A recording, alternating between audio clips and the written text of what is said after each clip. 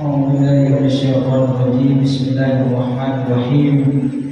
Assalamualaikum warahmatullahi wabarakatuh. Waalaikumsalam warahmatullahi wabarakatuh. Alhamdulillahi rabbil alamin bi ni'matihi tatimmus shalihin.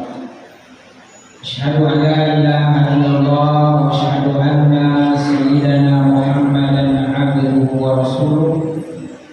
Allahumma shalli wa sallim ala sayyidina Muhammadin wa ala alihi wa ashabihi ajma'in.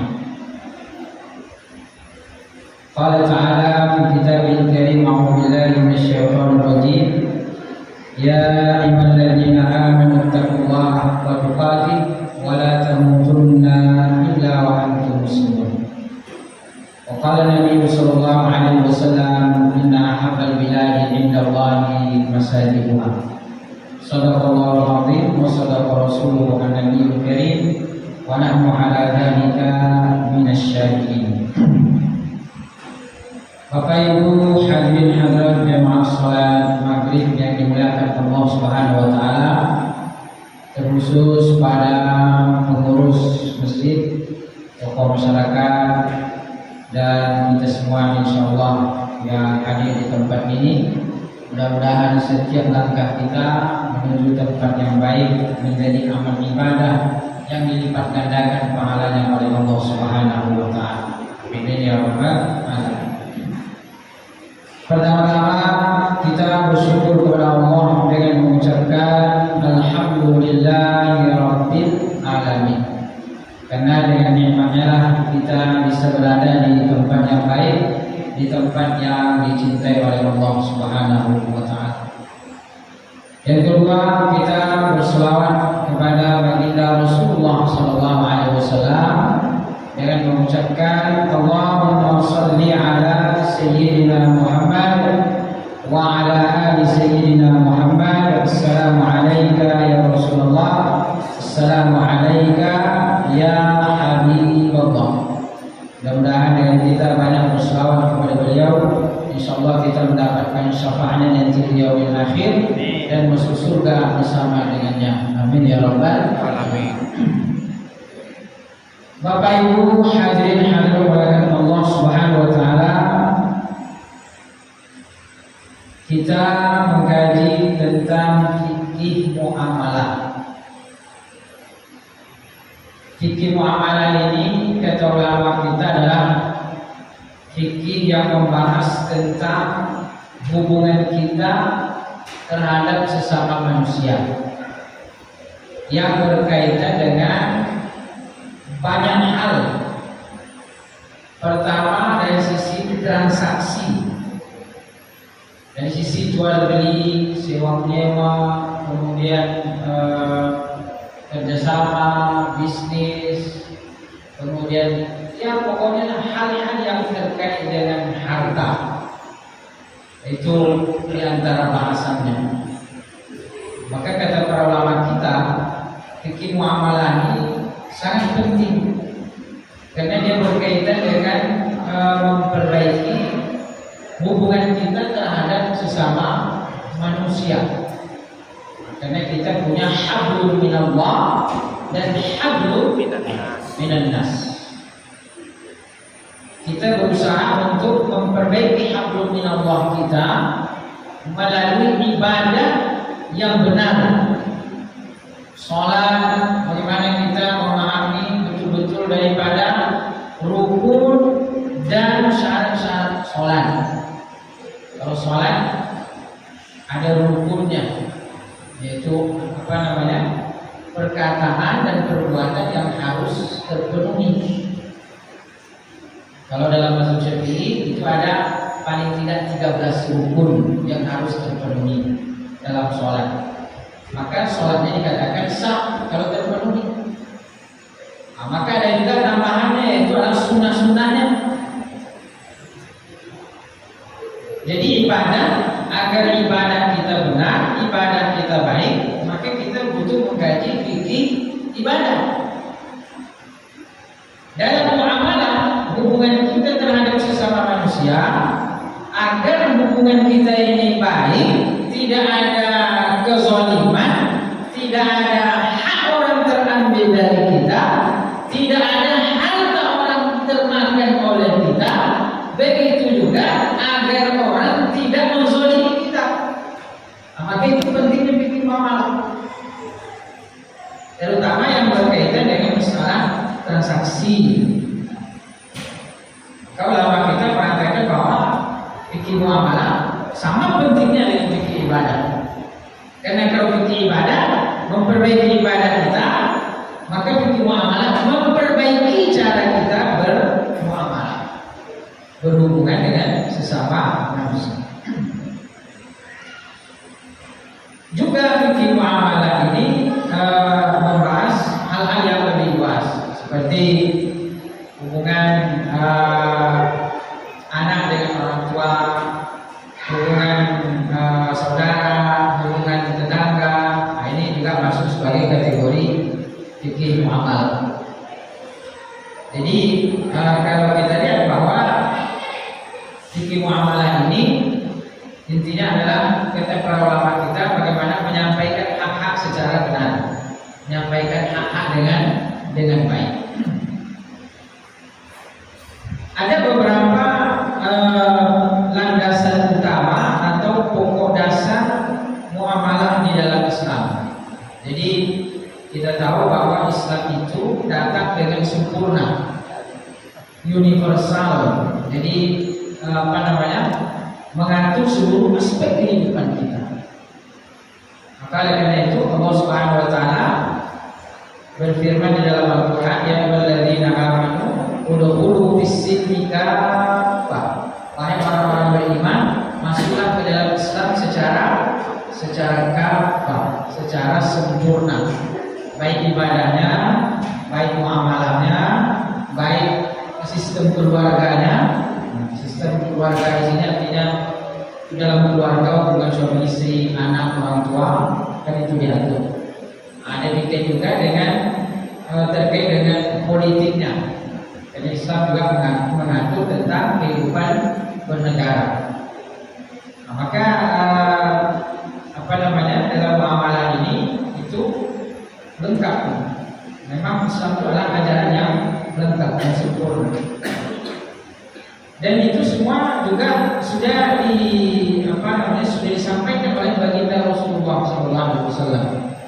Maka Rasulullah itu adalah tauladan yang sempurna bagi kita, ada contoh yang sempurna. Itu baginda Rasulullah SAW. Maka oleh karena itu Allah Subhanahu wa taala berfirman, "Laqad kana lakum fi Rasulillahi uswatun hasanah." Sungguh telah ada pada diri Rasulullah itu apa? Teladan yang baik. Dan teladannya Rasulullah itu semua bisa. Dalam aspek ibadahnya Nabi menjadi teladan. Bagaimana ibadahnya Nabi sallallahu alaihi wasallam? Kan disebutkan bahwa Nabi sallallahu alaihi wasallam hatta tawarramat qadamah. Sampai ibadahnya Nabi sampai bengkak kaki Nabi sallallahu alaihi wasallam beribadah. Itu dari segi ibadah. Jadi belum sangat maksimal dari segi ibadah, maka bisa menjadi contoh bagi kita. Tapi Nabi sallallahu alaihi wasallam juga mengatakan apa? Nabi sallallahu alaihi wasallam juga melakukan hal-hal yang mana ibadah itu agar tidak memberatkan. Jadi Nabi berusaha maksimal dalam ibadah, tapi juga mengajarkan kepada umatnya agar jangan sampai merasa keberatan dalam ibadah. Kalau Nabi sampai bengkak kakinya, itu karena beliau menikmati. Tapi kalau kita misalnya tahajud sepanjang malam, lalu besoknya sakit, itu sudah tidak pada lagi. Tahajud sepanjang malam, habis itu sakit, malah sholat 5 waktu tidak ada yang dilaksanakan. Maka Nabi SAW mengajarkan maksimal, tapi Nabi juga menjelaskan jangan sampai memberatkan, jangan sampai menyusahkan. Makanya disebutkan dalam sebuah riwayat terkait dengan sholat tarawih, Nabi SAW sholat tarawih malam pertama, malam kedua, malam ketiga, kemudian malam keempatnya disebutkan Nabi tidak keluar. Ketika ditanya oleh sahabat, kenapa tidak keluar sahabat pada menunggu, orang pada menunggu. Maka malam pertama keluar, malam kedua keluar, malam ketiga keluar. Maka malam pertama menunggu Nabi Sallallahu Alaihi Wasallam. Nah, tapi Nabi tak muncul. Ditanya oleh para sahabat, kenapa tak keluar ya Rasulullah? Kata Nabi Sallallahu Alaihi Wasallam, tidak ada yang menghalangiku untuk keluar kecuali karena aku khawatir ini akan dianggap sebagai sesuatu yang wajib, sesuatu yang fardu, lalu kemudian memberatkan bagi kalian. Nah, itu dari aspek ibadah. Jadi Nabi SAW maksimal dalam ibadah, tapi juga mengajarkan kepada kita jangan sampai keberatan, jangan sampai kesusahan di dalam ibadah. Dan aspek-aspek yang lain dalam hubungan muamalah ini begitu banyak contoh-contoh dari Nabi SAW. Maka dasar daripada atau landasan pokok, landasan dasar dalam muamalah ini ada beberapa hal yang dijelaskan oleh para ulama. Pertama, disebutkan bahwa al-aslu fil muamalati al-ibahah malam yadullu dalil ala tahrim.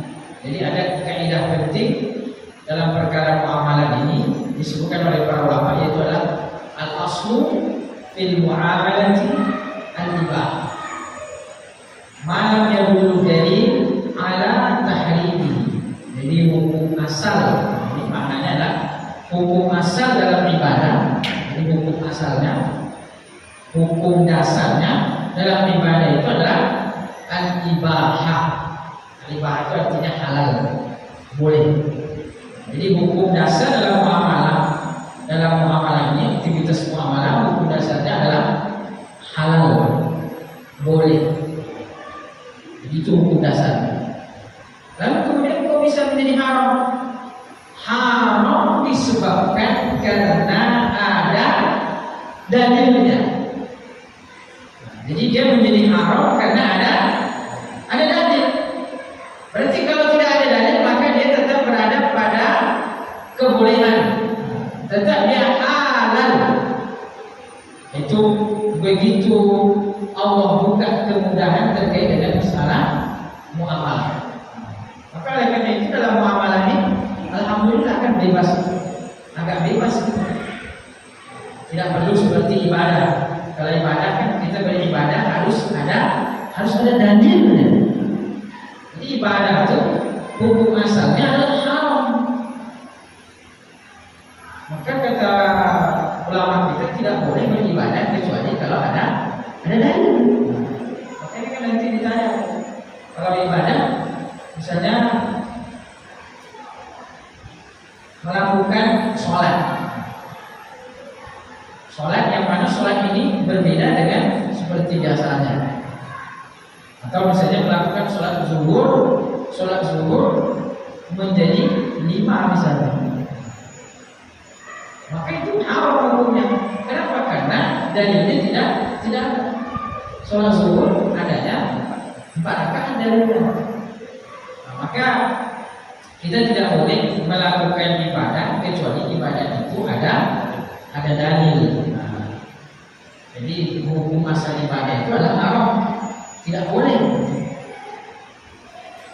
Jadi dia harus ada dalil itu dalam ibadah. Jadi kalau ibadah ini harus ada dalil. Puasa sunnah ada dalil. Puasa Senin Kamis ada dalil. Kenapa puasa Senin? Karena Nabi Sallallahu Alaihi Wasallam mencontohkan. Nabi Sallallahu Alaihi Wasallam ketika ditanya tentang puasanya di hari Senin, kenapa kau puasa Rasulullah hari Senin? Kata Nabi SAW, "Dzaka yaumul itu pada hari itu aku dilahirkan." Kata Nabi SAW. Kemudian buka bersama. Kau ada buka bersama? Apa dalilnya? Apa dalilnya buka bersama? Buka bersama ya dalilnya umum saja. Kata Nabi SAW, siapa yang memberikan buka kepada orang yang berpuasa, man fattara sha'iman, siapa yang memberikan buka kepada orang berpuasa, maka dia mendapatkan pahala seperti orang yang berpuasa. Tanpa mengurangi pahala bersedekah atau menyediakan bukaan kepada orang yang berpuasa itu adalah ibadah. Jadi ibadah harus ada dalil. Nah, dan kata para ulama kita, dalilnya ini tidak mesti khusus banget, tidak mesti kasus per kasus, tapi berlaku umum saja sudah boleh.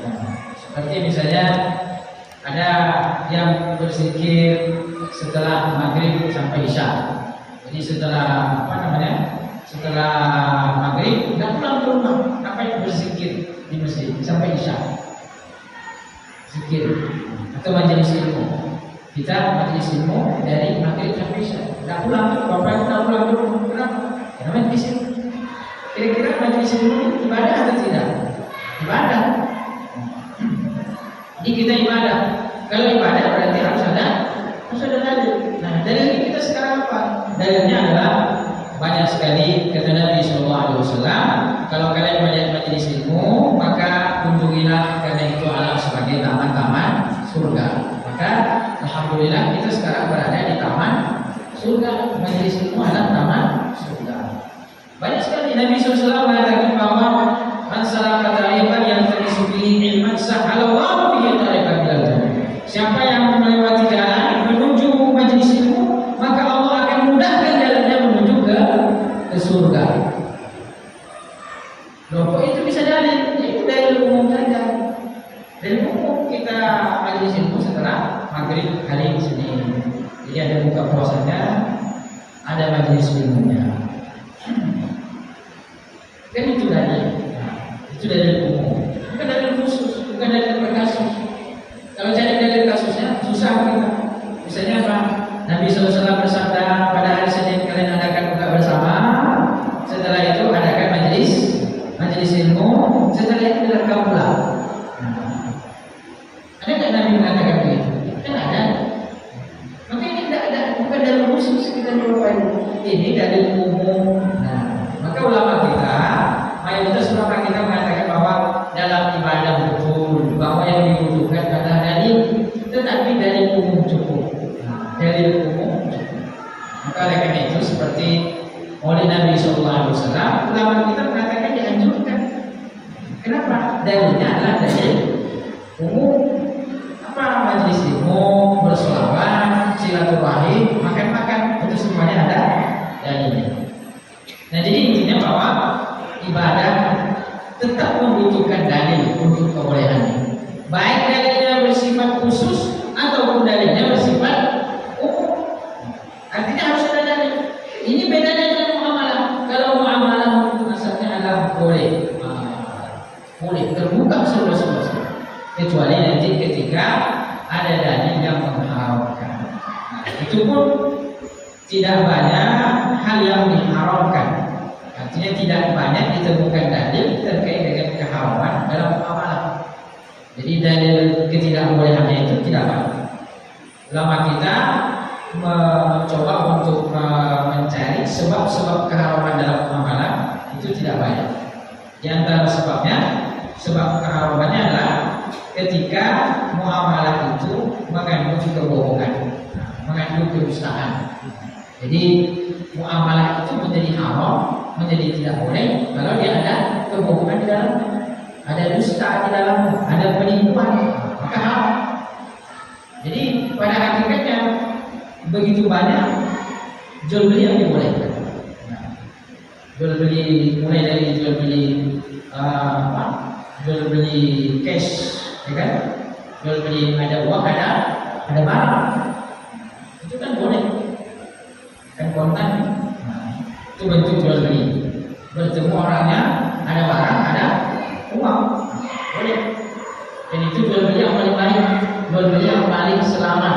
Kenapa? Karena pembeli melihat barang, penjual melihat harga. Itu jual beli paling baik. Nanti ada lagi jual beli ditaksir, jual beli kredit. Uangnya tidak ada, barangnya ada. Artinya ada barang, uang tidak ada. Ini gimana hukumnya? Boleh juga kata para ulama, selagi bukan pada mata uang. Jadi jual beli barangnya ada, uangnya tidak ada, itu boleh.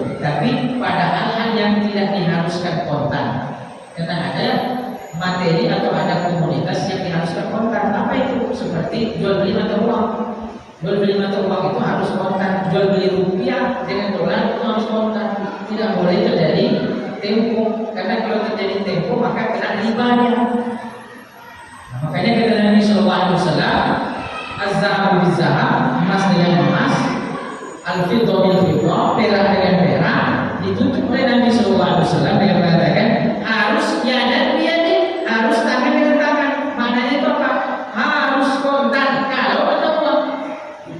Tapi yang disebut Nabi itu apa? Emas dengan emas, perak dengan perak.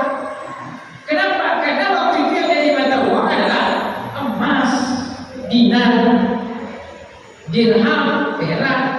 Kan pada masa itu mata uangnya dinar terbuat dari emas, perak terbuat dari dinar terbuat dari emas, dirham terbuat dari perak. Makanya itu yang disebut Nabi Sallallahu Alaihi Wasallam. Jadi tidak boleh jual beli emas dengan emas kecuali kontan, karena mata uang. Gitu. Jadi kalau mata uang itu harus kontan, baik satu jenis ataupun beda jenisnya, baik dinar dengan dinar ataupun dinar dengan dirham. Maka kata para ulama kita, karena waktu itu rupiah tidak ada, jadi itu rupiah tidak bisa. Makanya Nabi tidak mengatakan dilarang jual beli rupiah dengan dolar kecuali kontan, karena rupiah belum ada, dolarnya juga belum ada. Tapi karena di situ yang disebutkan mata uang, maka kata para ulama kita, rupiah dengan dolar harus kontan, rupiah dengan rupiah harus kontan. Kalau rupiah dengan rupiah syaratnya dua, harus kontan dan harus mislan, harus sama. Jadi 10.000 dijual dengan 10.000. Nanti ada yang bertanya, gimana tuh seperti bulan Syawal ada orang tukar 10.000 dengan 15.000. Nah, ini payah juga kita melarangnya karena kebutuhan. Oleh karena itu, biar tidak terjadi riba, karena kalau 1 dinar ditukar dengan 1 dinar setengah, itu riba. Jadi pertamanya itu riba. Itu yang disebut dengan riba jual beli. Jadi riba itu tidak hanya mengutangkan orang uang 1 juta harus bayar 1.200.000 dengan tenggang waktu, bukan hanya itu, tapi ada juga riba jual beli. Riba jual beli itu tadi jual beli mata uang beda jenis terjadi tenggang waktu, jadi tidak serah terima di tempatnya. Itu terjadi riba riba tenggang waktu. Kalau sama mata uangnya rupiah dengan rupiah terjadi kelebihan salah satunya 10.000 dijual 15.000, maka terjadi riba pertambahan. Nah, itu tidak boleh. Tapi gimana kalau bulan Syawal? Maka oleh karena itu lebih bagusnya 10.000 dijual 10.000, yang 5.000 diniatkan sebagai fee-nya. Sebagai fee untuk orang yang mencari untuk mendapatkan uang baru. Kira-kira begitulah. Jadi 10.000 tetap 10.000, yang 5.000-nya sebagai apa? Sebagai fee-nya, sebagai ujrohnya, sebagai upah orang yang mendapatkan uang baru. Jadi memang dalam fikih itu kadang-kadang bentuknya sama, karena ucapannya beda, karena haknya beda, maka hukumnya berbeda. Itu pentingnya fikih muamalah. Karena sama bentuk, untungnya sama, tapi yang satu haram, yang satu halal. Itu fikih muamalah. Jadi Bapak Ibu jangan heran kalau kadang-kadang hari ini muamalahnya bentuknya sama, untungnya sama, tapi keuntungannya beda. Dan itulah yang membedakan namanya akadnya. Kalau dijual 15.000 dengan 10.000 rupiah, itu menjadi riba. Riba apa? Riba pertambahan. Berdosa menurut mayoritas ulama, menurut fatwa Indonesia dan menurut mayoritas ulama, walaupun memang ada khilaf di situ, tapi menurut mayoritas ulama itu adalah riba. Nah, kalau riba berarti dosa besar. Dosanya sangat luar biasa, dosa riba.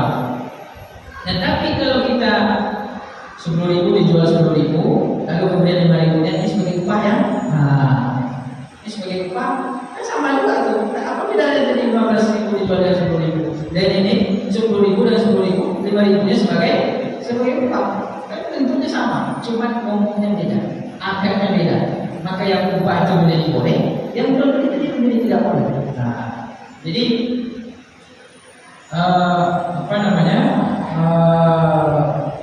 ada hal-hal yang diharuskan untuk kontan, seperti mata uang tadi. Nah, cuma mungkin hari ini muncul pertanyaan, kata ulama kita mengatakan bahwa emas sekarang boleh di trading. Nah, padahal kita beli emas itu pakai mata uang, sementara emas itu juga sebagai mata uang. Itu dulu mata uang, emas mata uang itu dulu. Sekarang emas tidak lagi sebagai mata uang. Sekarang emas itu sudah sebagai barang ya. Nah, maka hari ini kata ulama kita emas boleh di kredit. Nah, jadi bukan ketika kita beli rupiah dengan emas itu bukan jual beli mata uang dengan mata uang, tapi beli rupiahnya mata uang, emasnya bukan mata uang, emasnya sudah sebagai barang. Nah, makanya emas sudah boleh di kredit. Jadi jual beli kontan boleh, jual beli kredit boleh, barangnya ada, uangnya tidak ada. Yang jelas harganya harus jelas. Nah, nanti ada lagi jual beli uangnya ada, barangnya tidak ada. Ini juga dibolehkan dengan syarat-syarat tertentu. Jadi tidak mutlak dibolehkan. Karena ada hadis Nabi SAW mengatakan, la tabi' ma laysa indak. Jangan engkau menjual sesuatu yang tidak kamu miliki. Jadi kata Nabi SAW, la tabi' ma laysa indak.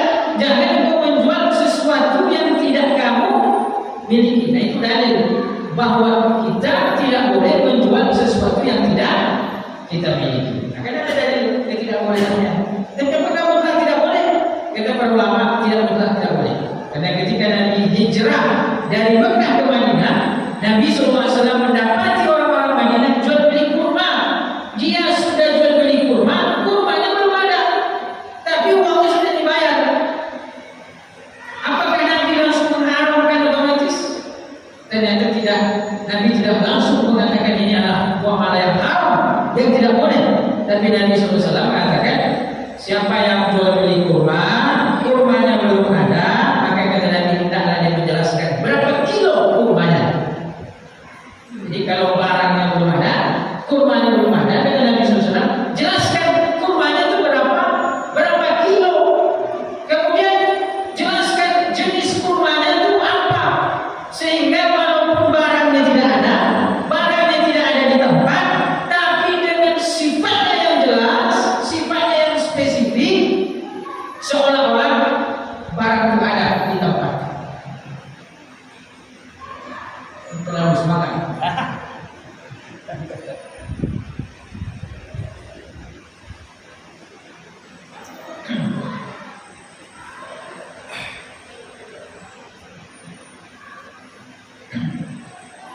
Nah, jadi Bapak Ibu yang dimuliakan Allah Subhanahu wa taala, jadi Nabi SAW memang menyebutkan jangan menjual sesuatu yang kamu tidak miliki. Tetapi hadis ini tidak berlaku, karena ternyata Nabi juga membolehkan jual beli kurma yang kurmanya itu belum ada. Makanya ulama kita mengatakan apa? Ada jual beli di mana jual beli itu barangnya tidak ada, uangnya ada, dibolehkan. Itulah yang disebut dengan jual beli salam atau jual beli istisna. Kan kadang kita butuh meja nih, datanglah ke tukang meja. Nah, kita mau beli meja belum ada. Maka di saat itu kita akan jual beli, kasih uangnya, kita pesan mejanya. Nah, tapi harus jelas mejanya ukurannya berapa, modelnya apa, kayunya dari apa, sehingga walaupun mejanya belum ada di depan mata kita, tetapi dengan sifat-sifatnya yang jelas, seolah-olah mejanya itu ada di tempat. Jadi tidak mutlak haram. Nah, maka kalau kita lihat jual beli cash boleh, jual beli uangnya tidak ada, barangnya ada, boleh dengan syarat-syarat tertentu. Kemudian jual beli barangnya tidak ada, uangnya ada, boleh juga dengan syarat-syarat tertentu. Tapi tidak mutlak boleh. Nah, yang terakhir jual beli uang tidak ada, barangnya tidak ada juga. Uang tidak ada, barang tidak ada. Kata orang kan ada uang, ada barang. Ini tidak ada uang, tidak ada barang. Uang tidak ada, barang tidak ada. Jadi mana model jual beli? Mungkin orang berpikir, kenapa jual beli uang tidak ada, barang tidak ada? Nah, tapi ternyata dengan perkembangan teknologi yang begitu besar, ternyata terjadi jual beli uang yang tidak ada, barang yang tidak ada. Terjadi pada hari ini. Jual beli apa itu? Itulah COD, cash on delivery. Sudah transaksi, barangnya tidak ada, uangnya tidak ada. Ternyata terjadi jual beli barang tidak ada, uang tidak ada. Ini sangat berpotensi untuk menghasilkan apa? Sengketa, perselisihan. Karena uang tidak ada, barang tidak ada. Kira-kira bagaimana hukum muamalah ini? Ya, kalau kita lihat lagi hadis Nabi SAW, tapi ini kata para ulama itu lemah. Nah, sehingga mungkin tidak bisa menjadi dalil kehalalan. Kata Nabi SAW, baik ukali bilkali. Dan Nabi SAW dan baik ukali bilkali. Nabi SAW melarang jual beli hutang dengan hutang, menjual berhutang, pembeli berhutang. Tapi statusnya di sini kata para ulama adalah lemah. Nah, maka jual beli COD itu khilaf di antara para ulama. Ada yang mengatakan tidak boleh. Jual beli COD ada yang mengatakan tidak boleh. Kenapa? Karena barang tidak ada, uangnya tidak ada. Sehingga itulah jual beli hutang dengan hutang. Nah, hadis Nabi tadi mengatakan bahwa Nabi melarang jual beli hutang dengan hutang. Karena ada ulama mengatakan COD itu tidak boleh. Tapi sebagian ulama mengatakan bahwa COD itu boleh. Karena hadis ini lemah, tidak bisa jadi dalil. Yang kedua, COD itu apakah sudah transaksi, apakah sudah jual beli, atau dia janji untuk membeli? Nah, dia mengatakan sebenarnya COD itu janji untuk membeli. Janji apa? Kalau barang sampai saya beli. Nah, jadi kalau barang sampai saya bayar. Maka kalau barang itu sampai sesuai dengan kriteria yang diinginkan, lalu kemudian dia mengatakan saya tidak jadi beli, balikkan. Zalim itu pembeli, itu pembeli zalim. Berdosa pembelian zalim. Ini bahaya karena nanti penjual dan pengantarnya akan menuntut di akhirat. Kalau di akhirat menuntut itu bayarnya pakai pahala, bukan pakai duit. Jadi kalau dia janji, kata para ulama kita boleh. Jadi seolah-olah dia mengatakan ini barang ini nanti kalau sampai saya beli. Sehingga itu sebagian ulama kita mengatakan bahwa COD itu halal. Nah itu kalau kita lihat jual beli itu begitu luas kebolehannya. Hanya ada beberapa jual beli yang terlarang. Nah itu bahwa hukum dasar muamalah itu adalah boleh. Jadi bentuk muamalah apa saja, selagi tidak ada bentuk larangannya, maka itu kembali kepada hukum kebolehan. Ini menunjukkan bahwa Islam itu sebagai rahmat bagi kita. Begitu banyak yang dimudahkan, begitu banyak yang dibolehkan. Itu hukum dasar bahwa hukum dasar dalam muamalah itu boleh kecuali ada dalil yang mengharamkan. Karena waktu yang membatasi kita, barangkali itu yang bisa saya kaji dan saya sampaikan. Kalau ada diskusi atau bertanya jawab barangkali sebelum kita tutup, boleh silakan.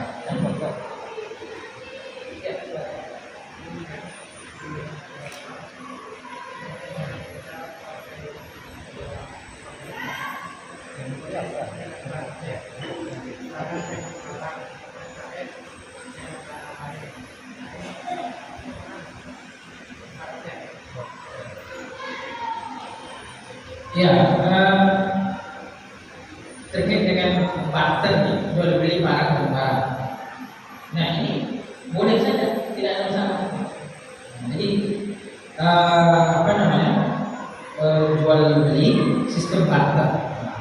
Artinya dulu kalau orang butuh beras bisa jadi dia bawa jagung. Nah, ini barter itu boleh saja, tidak ada masalah.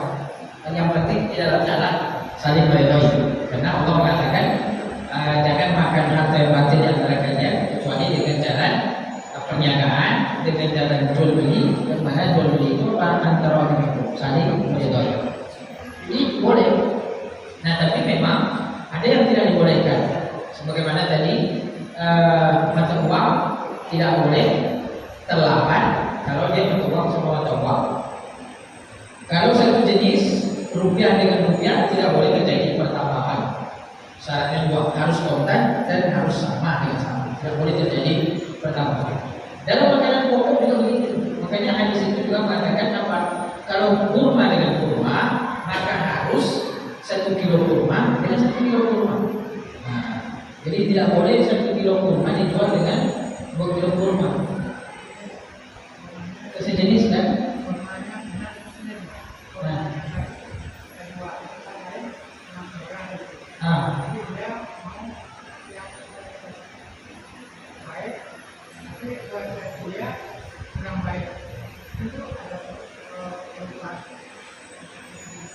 Iya betul. Maka oleh karena itu pada zaman Nabi itu pernah ditanyakan juga, ini kan kurmanya sangat bagus ya Rasulullah, ini kurma jelek. Nah, itu kata sahabat, kata yang bertanya. Kata Nabi SAW, jual dulu salah satunya dengan uang, nah baru kemudian belikan kurma. Jadi karena dia makanan pokok satu jenis, maka tidak boleh terjadi pertambahan atau penukaran, gitu. Karena kan itu hadisnya disebutkan bahwa emas dengan emas, perak dengan perak, kurma dengan kurma.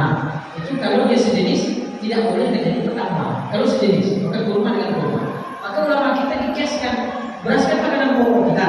Jadi kalau jual beli beras dengan beras tidak boleh itu 1 kilo beras ditukar dengan 2 kilo beras. Tapi harus 1 kilo dengan 1 kilo. Walaupun di hadis itu tidak disebutkan. Walaupun beda jenis berasnya. Walaupun beda jenis berasnya. Karena itu tadi berdasarkan kurma, kata sahabat beda jenisnya nih. Maka kata Nabi jual salah satunya baru beli. Nah, maka ulama kita mengatakan di analogikan kata kurma makanan pokok, beras juga makanan pokok. Maka ulama kita sebagian mengkiaskan menganalogikan. Maka beras kita boleh 1 kilo diuji dengan 2 kilo. Ini harus dia 1 kilo walaupun beda kualitasnya. Nah, itu harus tetap. Tapi ini memang khilaf. Ada ulama mengatakan karena beras dan sebut, maka beras tidak termasuk dilarang. Yang dilarang itu adalah kurma yang disebut. Nah, cuma kan ulama kita selalu mengkiaskan karena dari sama-sama dari segi makanan pokok. Kalau di sana bayar zakatnya pakai kurma misalnya, pakai gandum, karena itu makanan pokok, maka di sini kita bayar zakatnya pakai beras karena itu makanan pokok. Nah, jadi kalau ada orang tukar beras 1 kilo dengan 2 kilo, itu menurut mayoritas ulama riba. Menurut mayoritas ulama.